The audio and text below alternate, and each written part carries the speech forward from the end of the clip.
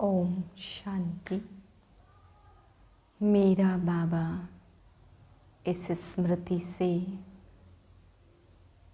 सदा समर्थ रहने वाली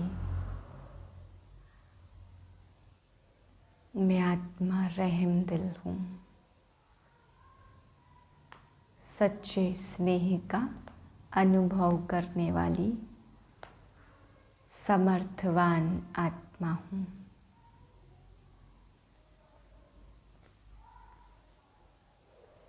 ग्यारह 4/2023 के महावाक्य हैं।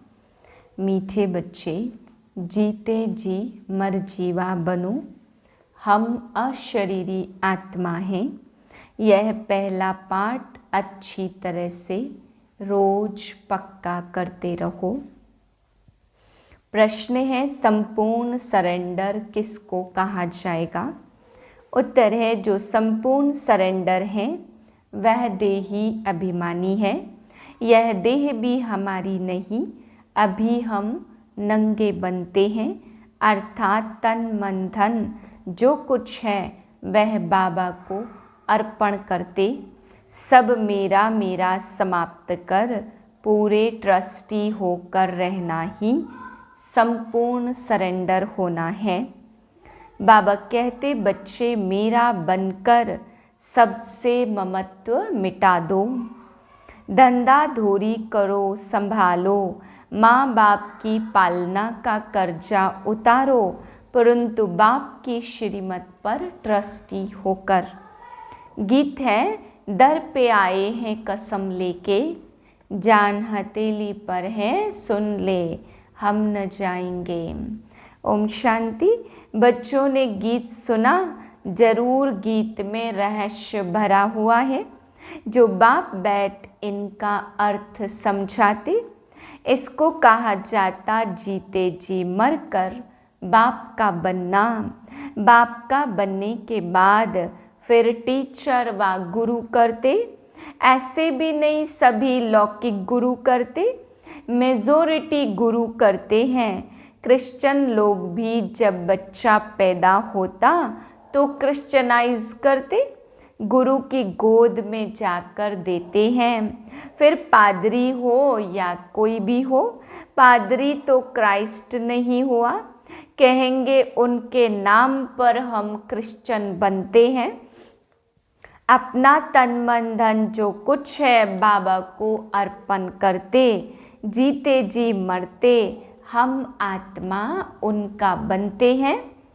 यह बुद्धि में रहना है, जो भी मेरी मेरी वस्तु है, मेरा शरीर, मेरा धन, मेरी दौलत, मेरे संबंधी आदि जो कुछ है भूलते हैं।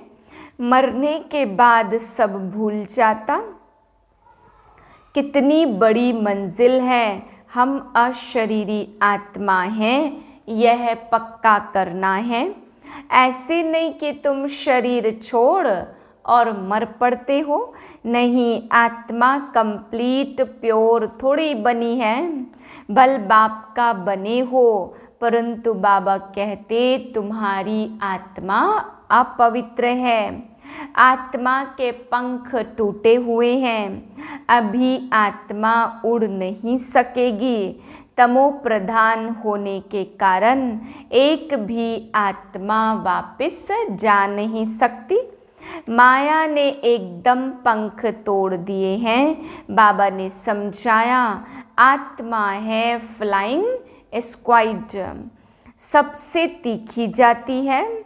सबसे तीखी चीज़ कोई होती नहीं है, आत्मा से कोई पहुंच नहीं सकता। पिछाड़ी में मच्छरों सदृश सब आत्माएं भागती, कहाँ जाती है? बहुत दूर दूर, सूर्य चांद से भी पार, वहाँ से फिर लौटना नहीं है। उन्हों के रॉकेट आदि तो जाकर फिर लौट आते, सूर्य तक तो पहुँच नहीं सकते। तुमको उनसे भी बहुत दूर जाना है। हिसाब किताब चुकतो कर आत्मा पवित्र बन जाती। इस कयामत के समय की महिमा बहुत लिखी हुई है। सब आत्माओं को हिसाब किताब चुकतू कर जाना है, यहाँ ही पुनर्जन्म लेती रहती है। तुम जानते हो यह बेहद का ड्रामा है। सब एक्टर्स को पार्ट बजाने वहाँ से आना जरूर है। सबकी आत्माएं स्टेज पर आनी है। जब विनाश का समय होता तो सब आ जाते हैं। वहाँ रहकर क्या करेंगे? एक्टर बिगर पार्ट बजाने घर में थोड़े बैठ जाएंगे। नाटक में जरूर आना पड़ेगा। वहाँ से सब जब चले जाते तब फिर बाप सबको लेने आते हैं। बाप कहते मैं भल यहाँ हूँ, तो भी आत्माएं आती रहती हैं, वृद्धि को पाती रहती है नंबरवार। फिर तुम जाएंगे भी नंबरवार। सारा तुम्हारी अवस्था पर मदार है, इसलिए मरजीवा बनना है। हम आत्मा यह निश्चय रखना मेहनत है। बच्चे घड़ी घड़ी देह अभिमान में आकर भूल जाते। आत्माभिमानी तब होंगे जब कंप्लीट सरेंडर होंगे। बाबा यह सब आपका है, मैं भी आपका हूँ। यह देह जैसे कि हमारी है नहीं, इनको मैं छोड़ देता हूँ। बाबा मैं आपका हूँ। और बाबा कहते मेरा बन और सबसे ममत्व मिटा दो। बाकी ऐसे नहीं कि यहाँ आकर बैठ जाना है। तुमको अपना धंधा धोरी करना है, घर संभालना है, बच्चों का कर्जा उतारना है। माता पिता की सेवा कर उनका उजूरा उतार देना है। बच्चों पर माँ बाप की पालना का कर्जा चढ़ता। अब यह बाप तुम्हारी पालना कर रहे हैं, तो तुमसे पहले ही सरेंडर कराते। सब कुछ दे दो, उनसे फिर तुम्हारी पालना भी होती। यह शिव बाबा का भंडारा है। शुरू में जो आए थे सभी ने झट सरेंडर कर दिया। अपने पास कुछ नहीं रखा, सरेंडर किया। फिर उस धन बिगर छुट्टी पैसा आदि किसी को भी दे न सके। जैसे शास्त्रों में हरिश्चंद्र की कहानी है, परंतु यथार्थ तो कुछ है नहीं। भारत बिल्कुल पवित्र था। भारतवासियों जैसा पवित्र सुखी कोई भी होता नहीं है। भारत सबसे बड़ा तीर्थ है, जहाँ पतित पावन बाप आकर सभी तत्वों को पवित्र बनाते हैं। अभी यह तत्व आदि सब दुश्मन हैं। सतयुग में है सब सुख की चीज़ें, वहाँ यह तूफान व गर्म हवाएं आदि कुछ नहीं होती। तुम्हारे में भी बहुत थोड़े समझते हैं। आज हैं कल नहीं है, तो कहेंगे कुछ नहीं समझता था।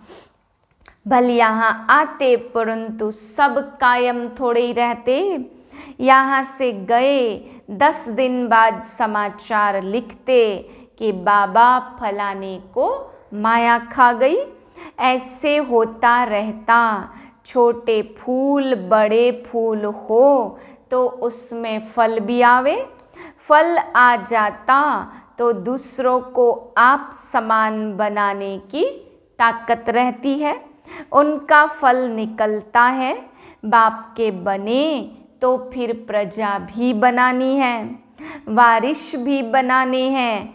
ऐसे नहीं पंडा बन बाप के पास आए, बस हम पहुंच गए। नहीं मंजिल है बड़ी, कहते हैं माया के तूफान बहुत आते हैं। अरे तुम बाप के बच्चे हो तो तूफान तो आएंगे। कहते थे बाबा हम आपके थे, आपसे वर्षा लिया और पुनर्जन्म लेते लेते 84 जन्म पास किए, फिर आकर मैं आपका बना हूँ। मैं तो आपसे वर्षा लेकर ही छोड़ूंगा। तो ऐसे बाप को कितना याद करना पड़े और आप समान बनाए फल देना पड़े, नहीं तो मालिक कैसे बनेंगे, अपना वारिश कैसे बनाएंगे। प्रजा भी चाहिए और वारिश भी चाहिए। तो गद्दी पर बैठे, बाबा के पास तो बहुत आते, फिर फारकती दे देते। बुद्धि का योग टूटा तो खेल खत्म। कई बच्चे बाबा के पास आकर पूछते, बाबा अवस्था को कैसे जमाएं, कोई तूफान न लगे। उन्हों को तो रास्ता बतलाते रहते कि बाप को याद करो। तूफान तो लगेंगे ही। बॉक्सिंग में ऐसा कब देखा जो एक ही थप्पड़ खाता रहे? जरूर दोनों में हिम्मत होगी ना। थप्पड़ वह एक लगाएंगे तो 10 थप्पड़ दूसरे भी लगाते होंगे। यह भी बॉक्सिंग है। बाबा को याद करते रहेंगे तो माया भागती जाएगी, परंतु फट से तो नहीं होगा। माया से कुश्ती लड़नी है। ऐसे मत समझो माया थप्पड़ नहीं मारेगी। भल कोई की भी बड़ी बॉक्सिंग है, बहुत डर जाते हैं। माया एकदम नाक में दम कर देती है। युद्ध स्थल है ना, बुद्धि योग लगाने में माया बहुत विघ्न डालती। सारी मेहनत योग में है। बल बाबा कहते, ज्ञानी तू आत्मा मुझे प्रिय है, परंतु ऐसा नहीं सिर्फ ज्ञान देने वाला मुझे प्रिय है। पहले योग पूरा चाहिए, बाप को याद करना है। माया के विघ्नों से डरो नहीं। विश्व का मालिक बनते हो। 16,108 की माला बहुत बड़ी है, अंत में आकर पूरी होगी। त्रेता अंत तक इतने प्रिंस प्रिंसेस बनते हैं। कुछ तो निशानी है ना, 8 की भी निशानी, 108 की भी निशानी, यह बिल्कुल राइट है। त्रेता अंत तक इतने 16,108 प्रिंस प्रिंसेस होते। शुरू में तो नहीं होंगे, पहले थोड़े होंगे, फिर वृद्धि को पाते जाते। वह सब बनते यहाँ है। चांस अभी बहुत अच्छा है, परंतु मेहनत बहुत है। गीत में भी कहते, कब नहीं छोड़ेंगे, मर जाएंगे। बाबा फिर कहते, यह सब तुम बच्चों के लिए ही है। बच्चे कहते, हमारा सब कुछ आपका ही है। कहते हैं ना, यह सब भगवान ने दिया है। अब बाप कहते, यह तो सब खत्म हो जाना है, अब मैं फिर तुमको बदली कर देता हूँ, सिर्फ एक्सचेंज करते हो ना। तो बाप कहते, बच्चे अशरीरी बनो, हमको याद करो और सभी सरेंडर करो। बाप कहते, शास्त्रों का सार तुमको समझाता हूँ। राजयोग सिखलाए, राजा रानी बनाते। मनुष्य मनुष्य को कभी राजयोग सिखला न सके, फिर गीता सुनने से क्या फायदा। बाप तो कहते, मैं खुद कल्प कल्प आकर तुमको स्वर्ग का मालिक बनाता हूँ। हमारे बनेंगे तब तो वारिश बनेंगे।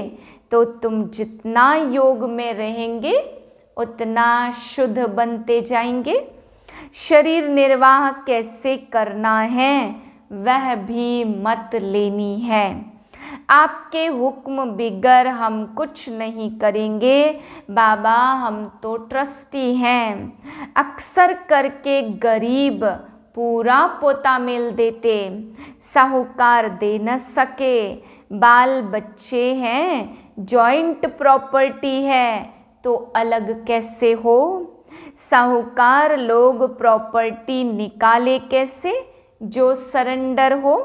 बाप है ही गरीब निवाज, सबसे गरीब माताएं और उनसे भी जास्ती गरीब कन्याएं। कन्या को कभी वर्षे का नशा नहीं होगा, बच्चे को बाप की जागीर का नशा रहता तो वह सब छोड़ फिर वैकुंठ का वर्षा लेना पड़े। दान हमेशा गरीब को ही दिया जाता। भारत है सबसे गरीब, अमेरिका बहुत साहूकार है, उनको वर्षा देते हैं क्या। भारत सबसे साहूकार था और कोई धर्म नहीं था, सिर्फ भारतवासी ही थे।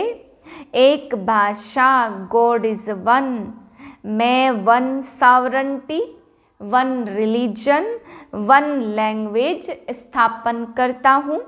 वन ऑलमाइटी गवर्नमेंट स्थापन करते, वन से फिर 2, 3 होगी।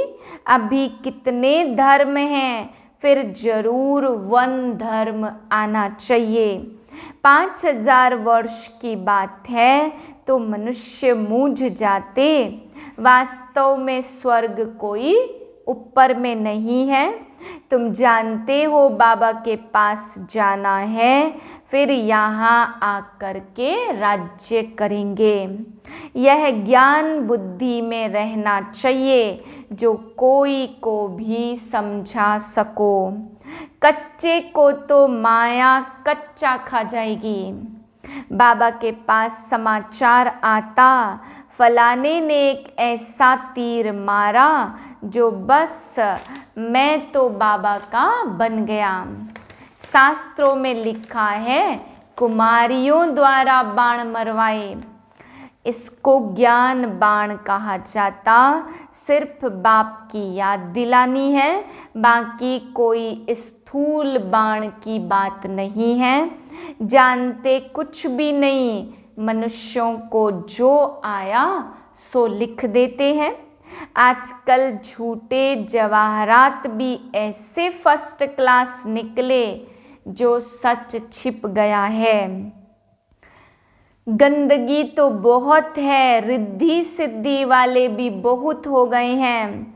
सच जब निकलता तो झूठ सामना करता। अब तुम समझते निराकार है शिव बाबा और यह ब्रह्मा है साकार, बाकी नाभि आदि की कोई बात नहीं है। झूठ के कारण सच को मनुष्य समझ नहीं सकते। तुम किसको सच सुनाते हो तो जैसे मिर्ची लगती है। अरे मोस्ट बिलवेड बाप से वर्षा लेना है, वह फिर सर्वव्यापी कैसे होगा। सर्वव्यापी का तो कोई अर्थ ही नहीं निकलता। गॉड फादर स्वर्ग क्रिएट करते तो स्वर्ग के मालिक होने चाहिए, फिर इतने कंगाल क्यों बने हैं।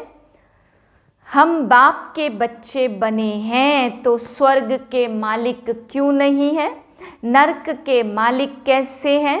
गॉड तो रचयिता है ही नई दुनिया का, ऐसे नहीं कि वह पुरानी दुनिया स्थापन करते। बाप पुराना घर थोड़े ही बनाएंगे, तो ऐसे ऐसे ख्याल चलने चाहिए। अच्छा, मीठे मीठे सिकिलधे बच्चों प्रति माता पिता बाप दादा का याद प्यार गुड मॉर्निंग। रूहानी बाप की रूहानी बच्चों को नमस्ते। हम रूहानी बच्चों की रूहानी बाप को नमस्ते।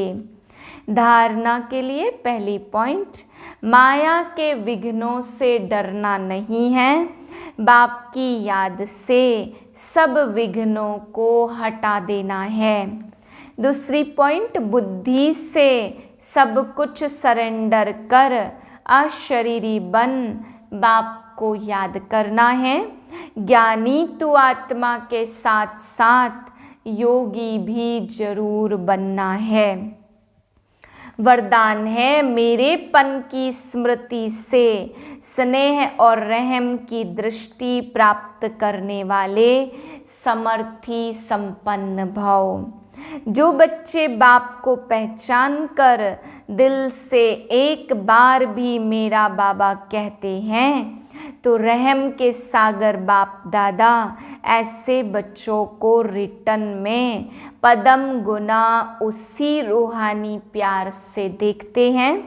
रहम और स्नेह की दृष्टि उन्हें सदा आगे बढ़ाती रहती।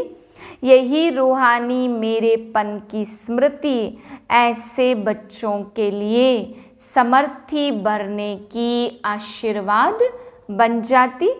बाप दादा को मुख से आशीर्वाद देने की आवश्यकता नहीं पड़ती, लेकिन सूक्ष्म स्नेह के संकल्प से हर बच्चे की पालना होती रहती है। स्लोगन है जो बाप के प्यारे हैं उनका अन्य किसी व्यक्ति या वैभव से प्यार हो नहीं सकता। ओम शांति।